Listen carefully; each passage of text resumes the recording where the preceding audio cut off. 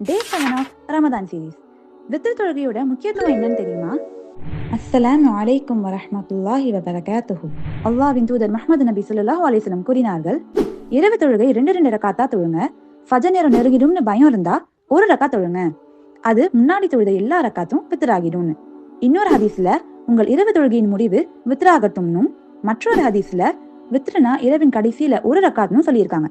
அப்போ வித்ர் தொழுகையின் அர்த்தம் என்ன?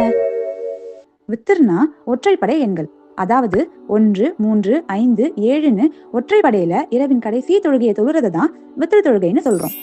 இஷாக்கு அப்புறம் ஃபஜர் நேரத்துக்கு முன்னாடி இந்த இரவின் கடைசி தொழுகையான வித்ர தொழுதிருக்கணும். ஒரு ரக்காத்தோ 3 ரக்காத்தோ இல்ல 5, 7, 9ன்னு இந்த மாதிரி ஒற்றைப்படை வரிசையில தொழுகலாம். ஆனா பெரும்பாலும் 3 ரக்காத் வித்ர் தொழுறது தான் முஹம்மது நபி ஸல்லல்லாஹு அலைஹி வஸல்லம் ஃபாலோ பண்ணியிருக்காங்க. இதுல முக்கியமான விஷயம் என்னன்னா, இரவு முடியும் முன்னாடி நம்மளோட அன்றைய தினத்தை அல்லாஹ் சுப்ஹானஹு வ தஆலாவோட முடிக்கணும். அதனால எல்லாரும் நியத் வைப்போம், இன்னையிலிருந்து வித்ர் தொழுகையோட தான் அந்த நாளின் நிறைவை முடிப்போம்னு.